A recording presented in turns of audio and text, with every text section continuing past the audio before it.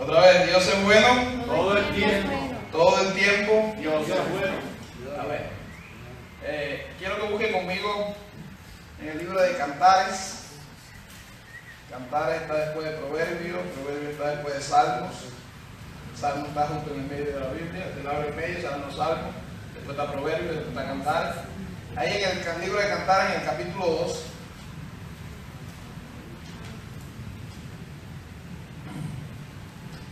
Versículo 15. ¿Lo tiene ahí? ¿Ah? Léalo conmigo.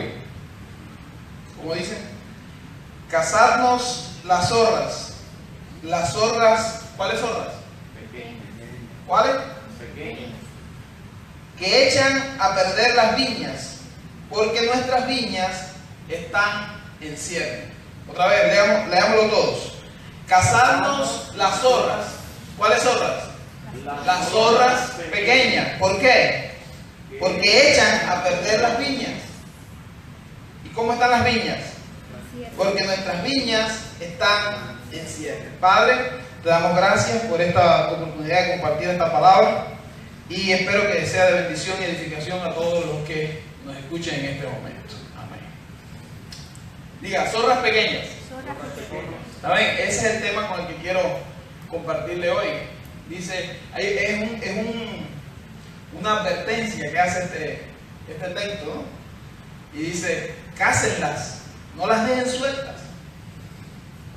Pero me llamaba la atención por qué dice específicamente las zorras pequeñas, ¿verdad? Y dice, ¿por qué no las grandes? ¿Sí o no? ¿Verdad? Las zorras pequeñas, estuve leyendo, investigando, son aquellas que entraban por cualquier hoyito de la cerca. Las zorras grandes, con una buena cerca alrededor del viñedo, ya ellas se mantenían afuera. Pero las zorras pequeñas entraban por cualquier hendidura, por la más mínima grieta que hubiera en la cerca, por ahí entraban.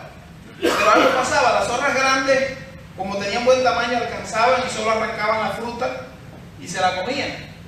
Pero las zorras pequeñas, al no alcanzar, hacían que trataban de bajar toda la rama y terminaban ¿cómo? Terminaban quebrándola y echaban a perder todo el fruto. Eso era lo que pasaba con las zorras pequeñas, ¿verdad?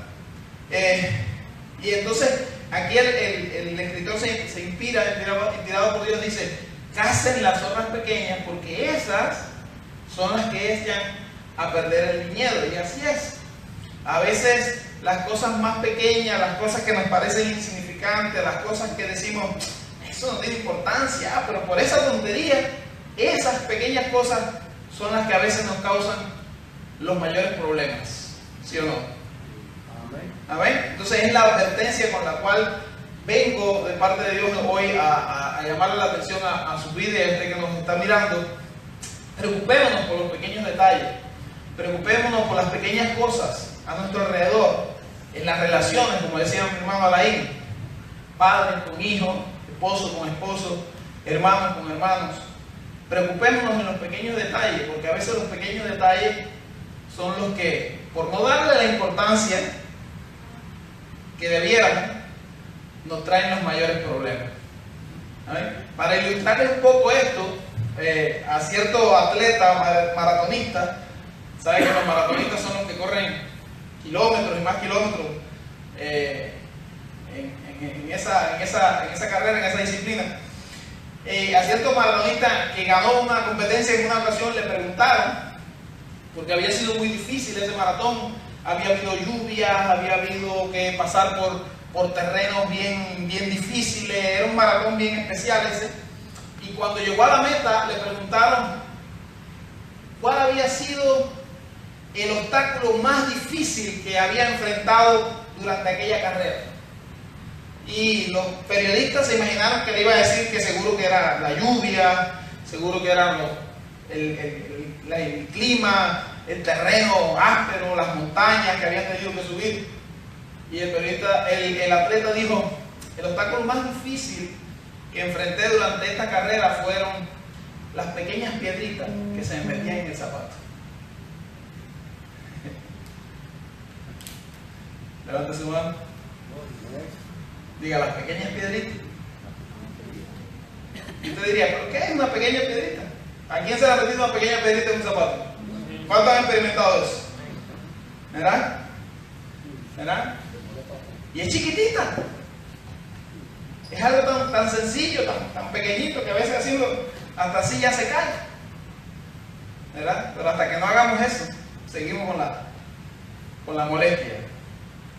Y este texto que leímos dice, cásennos las zorras. Y hace el énfasis, dice, las zorras pequeñas, porque echan a perder las viñas. Y ahora dice al final de este texto, porque nuestras viñas están ¿cómo? En cierne. Diga, cierne. ¿Qué significa la palabra cierne? Nuestras viñas están en cierne. Viñas en cierne significa floreciendo. ¿Verdad? Imagínense el viñedo floreciendo. ¿Qué viene después de la flor? Dígalo. Cuando está floreciendo el viñedo, todavía no tiene fruto. ¿Verdad que no? Pero ya usted visualiza que va a haber fruto. Entonces, estar en cierne significa estar en un tiempo en que todavía no estoy disfrutando el fruto, pero estoy viendo señales que me dicen que va a haber fruto. ¿Sí o no? Eso es estar floreciendo. Una viña florecida es cuando yo soy del campo allá, no teníamos viña, pero teníamos matas de mango, de guayaba, de todo. Cuando llegaba la temporada de mango y mirábamos a todas aquellas matas bien florecidas, decíamos, este año va a haber mucho fruto, va a haber buena cosecha. ¿Sí o no? Ajá. Entonces, aquí el escritor dice, la viña está florecida. Entonces, si está florecida, es señal de que va a haber mucho fruto. Pero hay un peligro. ¿Cuál es el peligro? Las zorras. ¿Pero cuál zorra? ¿Las grandes? No, esas las vemos de lejos. Las pequeñas. Esas que nos parecen insignificantes. Esas que nos parecen que no es nada. Esas zorras pequeñas son el peligro. Nosotros estamos, esta congregación, este ministerio, podemos decir también que está en cierne. ¿Sí o no? Diga, estamos en cierne. Estamos floreciendo. Todavía no hay fruto, pero Dios continuamente nos ha estado hablando y nos ha estado prometiendo abundante fruto. ¿Sí o no? ¿Lo cree o no lo cree? ¿Lo cree? Ahora, ¿cuál es nuestra responsabilidad con esa viña? ¿Cuál es nuestra responsabilidad con esta viña? Cuidarla. ¿Cuidarla de qué? De las zorras pequeñas. Porque una zorra pequeña, por tratar de alcanzar un pequeño frutico que está saliendo, sacude todo el árbol y deja caer todas las flores. ¿Y qué pasó? Se perdió todo el fruto. ¿Cuántos alaban a Dios? ¿Sí me entendió? Entonces, hasta ahí les estoy hablando en parábola. Pero quiero que vayan conmigo a Efesios capítulo 4. Y quiero que sea Pablo el que nos diga y el que nos hable acerca de la zorra pequeña específica de la que quiero hablarte hoy. ¿Verdad? Hoy quiero hablarte acerca de cuidarnos la unidad. Diga la unidad. Toca el que tienes al lado y dile la unidad. Si no tienes a nadie al lado, tócate tú mismo. Diga, debemos ser unidos. Mira lo que dice Pablo. Yo pues, preso en el Señor, os ruego. ¿Qué hacía Pablo a esta iglesia?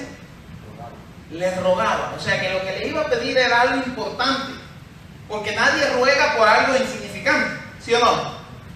Entonces Pablo decía, les ruego que anden como es digno de la vocación a la que fuiste llamado, con toda humildad, mansedumbre, soportándose con paciencia los unos a los otros en amor. ¿Verdad que a veces eso es difícil? ¿Verdad? ¿Y por qué todo el mundo mira al hermano como decimos? ¿Verdad? Soportándose con paciencia los unos a los otros en amor. Solícitos, dispuestos en guardar la unidad del espíritu en el vínculo de la paz. Un cuerpo, ¿cuántos? Un cuerpo. Un espíritu, ¿cuántos? Como fuisteis también llamados en una misma esperanza de vuestra vocación. ¿Cuántas esperanzas? Un Señor, ¿cuántos? Una fe, ¿cuántos? Un bautismo, un Dios y Padre de todos, el cual es sobre todos, por todos y en todos. Pero a cada uno, mira que tiene al lado, diga a ti, a mí, nos ha sido dada la gracia conforme a la medida del don de Cristo, por lo cual dice, subiendo a lo alto, llevó cautiva la cautividad y dio dones a los hombres. Y esto de que subió, ¿qué es? Sino que también había descendido primero a las partes más bajas de la tierra. Y el que descendió es el mismo que también subió por encima de todos los cielos para llenarlo todo. Ahora dice, él mismo, Cristo, constituyó a unos, dígalo, a otros profetas, a otros evangelistas, a otros pastores y maestros, ¿a fin de qué? De perfeccionar a los santos para la obra del ministerio, para la edificación del cuerpo de Cristo. ¿De cuántos cuerpos? ¿Hasta cuándo va a ser esto? Hasta que todos, mira al que tienes al lado y dile, tú y yo, hasta que todos lleguemos a la unidad de la fe y del conocimiento del Hijo de Dios, a un varón perfecto, a la medida de la estatura de la plenitud de Cristo. ¿Y por qué es necesario que lleguemos a esa unidad y esa armonía entre nosotros a través de Cristo? Versículo 14 dice, para que ya no seamos niños fluctuantes, llevados por doquiera de todo viento de doctrina, por estratagemas de hombres que para engañar, para manipular, para sacar provecho, emplean con astucia las artimañas del error. Sino que siguiendo la verdad en amor, crezcamos en todo, en aquel que es la cabeza, de quien todo el cuerpo, diga todo el cuerpo, vuelve a mirar al que tienes al lado y dile, tú y yo, bien concertado y unido entre sí por todas las coyunturas que se ayudan mutuamente según la actividad propia de cada miembro, recibe su crecimiento para ir edificándose en amor. ¿Cuánto le da? ¿Cuánto le da? Diga, edificándose en amor. Hay un salmo que yo me recuerdo de allá, de los hermanos que son más, un poco más veteranos en el Evangelio también, que nos gusta mucho citar, nos gustaba citar cuando nos reuníamos mucha gente y cuando había hermanos de diferentes lugares, y nos gustaba siempre citar ese salmo, y estaba bien citado porque el salmo precisamente habla sobre eso. No sé si ya saben algunos de qué salmo estoy hablando. Salmo 133. Ajá. Salmo 133. Quisiera que lo miráramos un momento, porque hay verdades aquí en las que quiero dejarle sembrado esta palabra. Salmo 133, 1, 3, 3. Dice, mirad cuán bueno y cuán delicioso es habitar los hermanos juntos y en armonía. Es como el buen óleo sobre la cabeza, el cual desciende sobre la barba de Aarón, y baja hasta el borde de sus vestiduras, como el rocío de Hermón que desciende sobre los montes de Sión. porque allí envía Jehová bendición y vida eterna. Qué lindo, ¿verdad? Pero vamos a verlo más detenidamente. Versículo 1. ¿Qué dice? Mirad cuán bueno y delicioso. O sea, no solo te conviene, sino que lo vas a disfrutar. No solo te conviene estar unido a tus hermanos, sino que también lo vas a disfrutar. Es bueno, pero también es delicioso. ¿Qué cosa es bueno y delicioso? Habitar los hermanos, ¿cómo? ¿Por qué dice juntos y en armonía? Porque no es lo mismo. Aquí estamos juntos, pero la pregunta es, ¿estamos en armonía? En un estadio de fútbol, por ejemplo, hay muchas personas juntas, pero no están en armonía. Porque cuando un equipo echa el gol, unos gritan y otros se enojan. Entonces no están en armonía. En un estadio de béisbol hay miles de personas juntas, pero no están en armonía. Porque uno quiere que se ponche y el otro que deja un ron. ¿Verdad? Entonces dice, mirad cuán bueno y delicioso es estar ¿quiénes? ¿Quiénes? Los hermanos, dígalo conmigo, ¿quiénes? ¿Quiénes tienen que estar juntos y en armonía? Los hermanos. O sea, usted no le puede pedir a alguien que no tiene a Cristo que haga eso. Es imposible para esa persona hacerlo. Porque la persona que no tiene a Cristo solo piensa en sí mismo, está dominada por el egoísmo, solo está pensando en su propio beneficio. Ay, pero no hay cristianos que también hacen eso.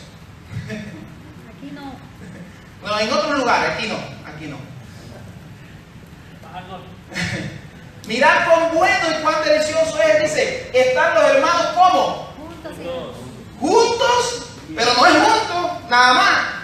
No es juntos aquí los domingos, los sábados, los miércoles.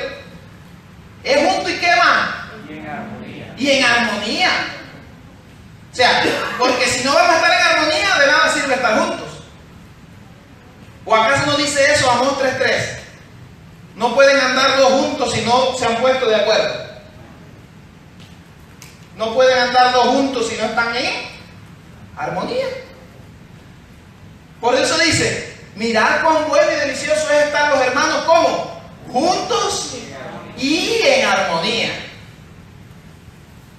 Y lo compara con dos cosas.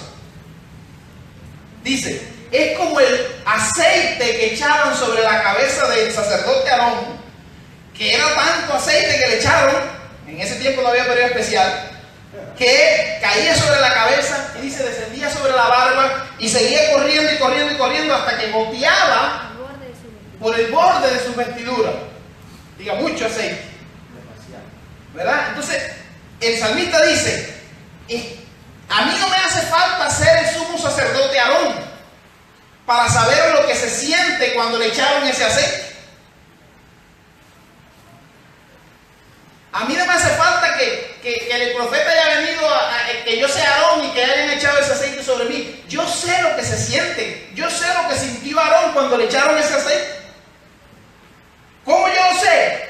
Porque yo lo he experimentado. ¿Cuándo? Cuando he estado con mis hermanos juntos y en armonía.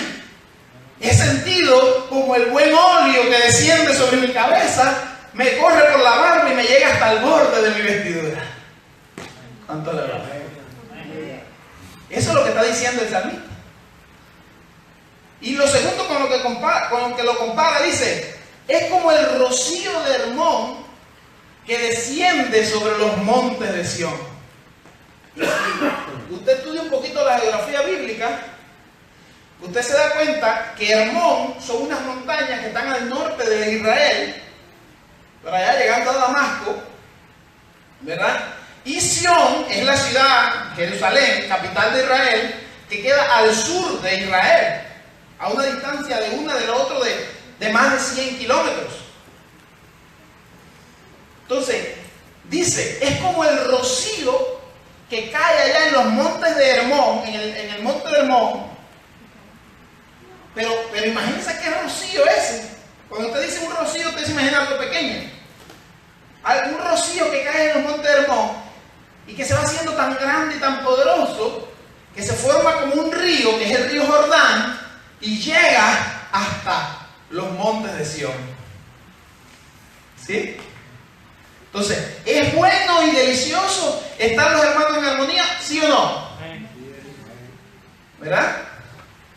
Entonces, lo resume diciendo en el último versículo, porque allí, diga allí. Y yo pregunto, ¿allí dónde? Al local que construimos como casa de Dios. Aquí es donde el Señor envía la bendición. ¿Dice eso la Biblia? Al altar, de aquí, desde donde se sirve a Dios, aquí es donde el Señor envía la bendición. ¿Dice eso la Biblia? Un rotundo no. Allí donde estén los hermanos juntos y en armonía, envía a Dios su bendición y vida eterna. ¿Dónde es eso? Donde sea. Nada más tiene que pasar una sola cosa: que estén los hermanos juntos y en armonía.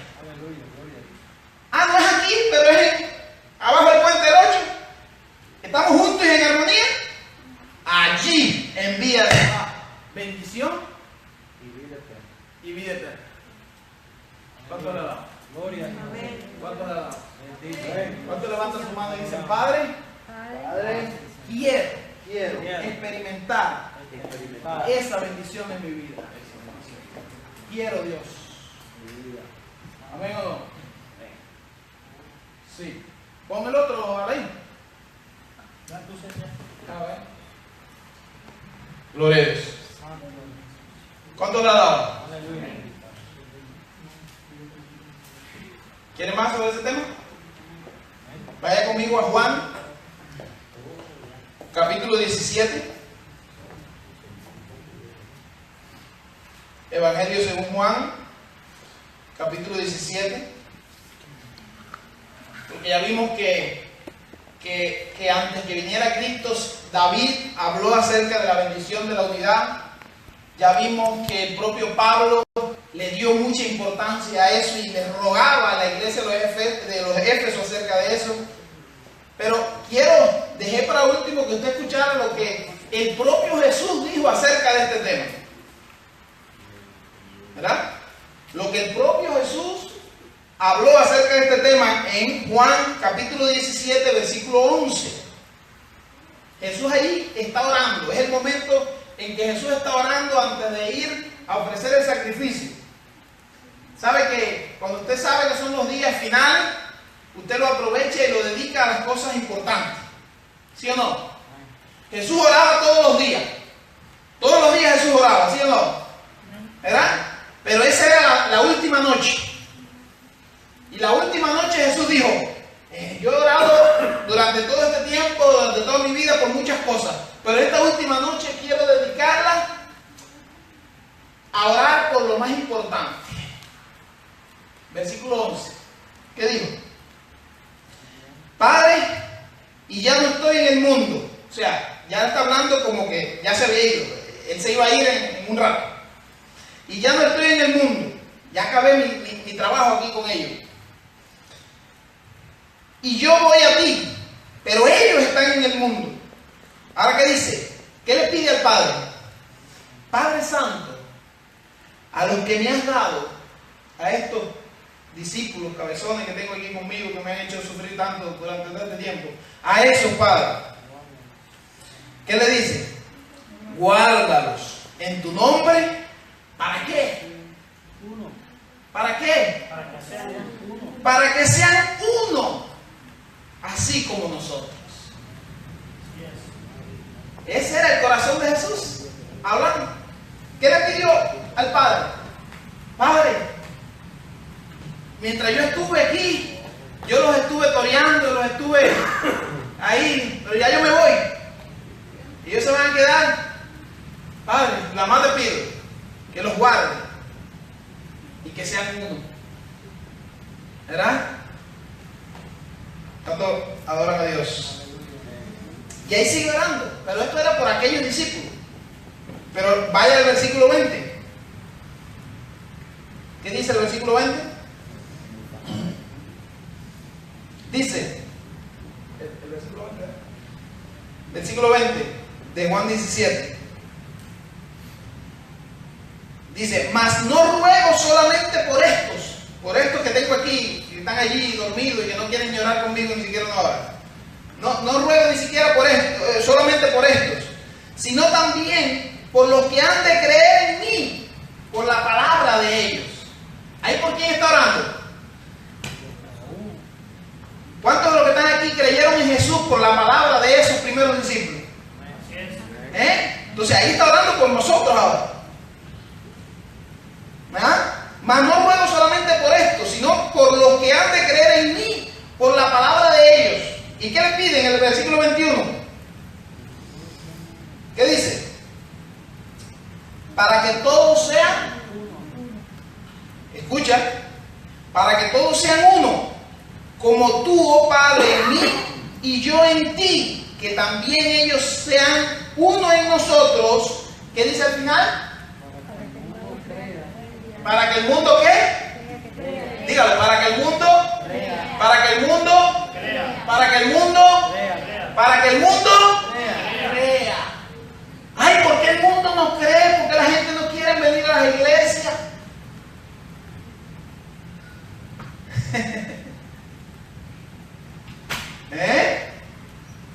Diga, zorras pequeñas. Diga, zorras pequeñas. Zorras pequeñas. Para que el mundo crea que tú me enviaste. Versículo 22. La gloria que me diste, yo les he dado. ¿Y para qué nos dieron la gloria? Para que la disfrutemos. La gloria de Dios está aquí. ¿Para eso? No. ¿Para qué nos dieron la gloria? Para que seamos uno. Escúchelo acá. Atienda acá, por favor. Para que sean uno, así como nosotros somos uno. Versículo 23. Yo en ellos y tú en mí, para que sean perfectos en unidad, para que vuelve, para que el mundo conozca, para que el mundo conozca, es otra forma de decir crea, es otra forma, es lo mismo, está diciendo lo mismo, para que el mundo conozca. ¿Qué cosa va a conocer el mundo cuando nosotros seamos uno? Que tú me enviaste y que los has amado a ellos como también a mí me has amado. No sé si usted está entendiendo esto. ¿Verdad? Se lo resumo en esta frase. A mí me gusta sacar frases así, porque publico cosas en Twitter y en Twitter usted sabe que hay que ajustarse a 140 caracteres nada más. ¿Verdad? Y escuche esta frase para Twitter. La gloria nos hace uno. Dígalo. La gloria nos hace uno. Y el ser uno nos hace efectivos. Otra vez. La gloria de Dios nos hace uno. Para eso se nos dio la gloria de Dios. Para que seamos ¿qué? Uno. Y cuando seamos uno, entonces vamos a ser efectivos. Porque el mundo entonces va a creer. El mundo entonces va a conocer. ¿Amén o no? Última cita. Gálatas, capítulo 5.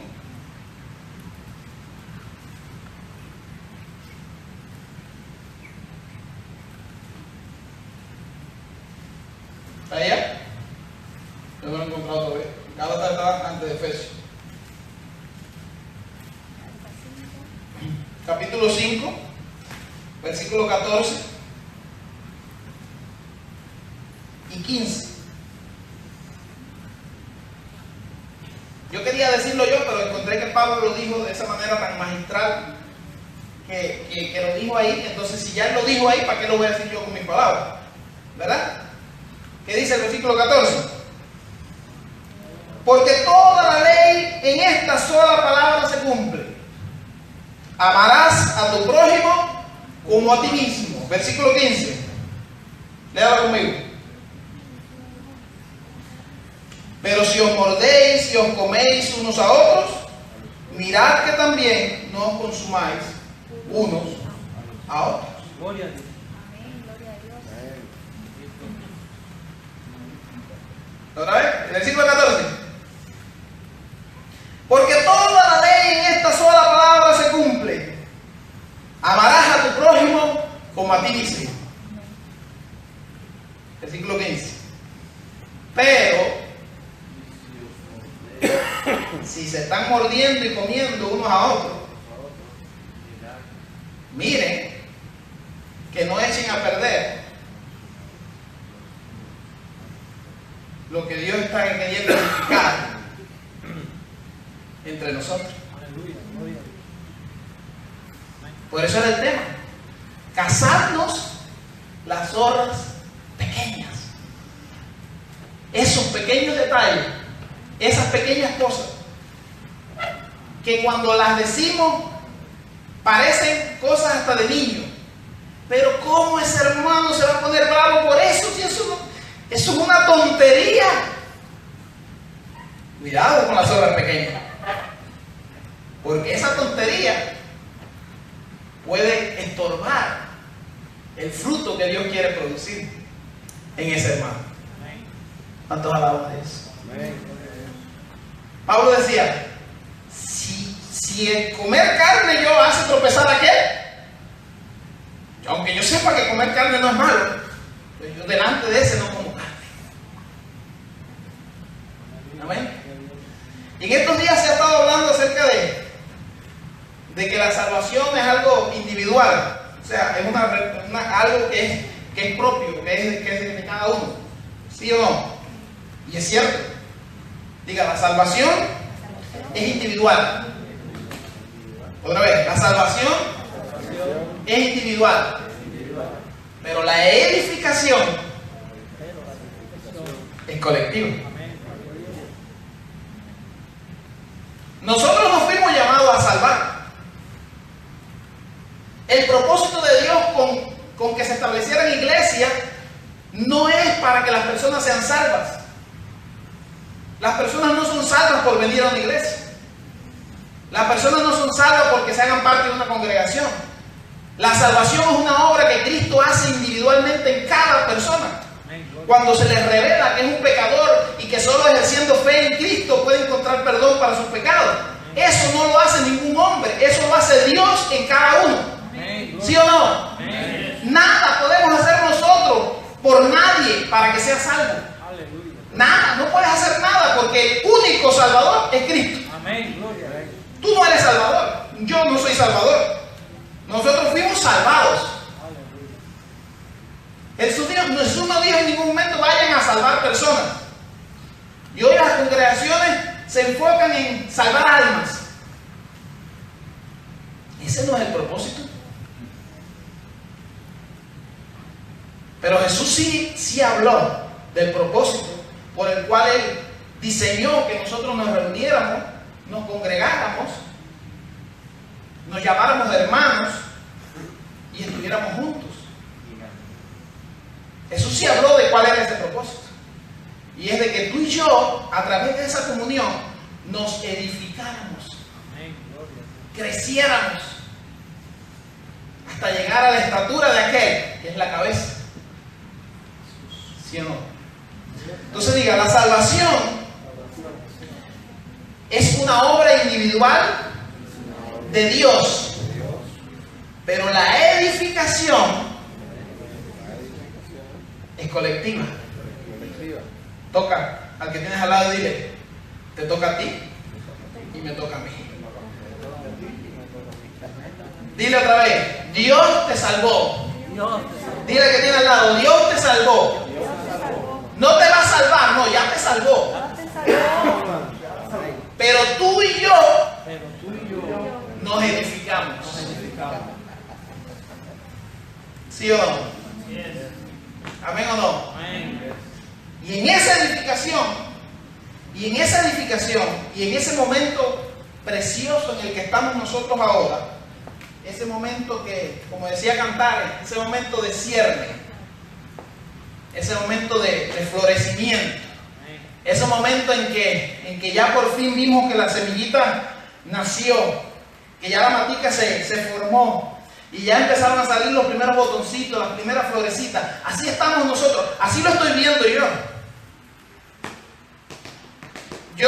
Yo miro y lo que veo son muchas florecitas ahí. Gloria. Amén. Muchas flores, un jardín ahí, florecido. Pero hay algo para cuidar. ¿Qué son? Las zorras pequeñas. ¿Verdad? Porque esas pueden destruir el viñedo. El Señor les bendiga y espero que mediten esta palabra que les he traído. Amén.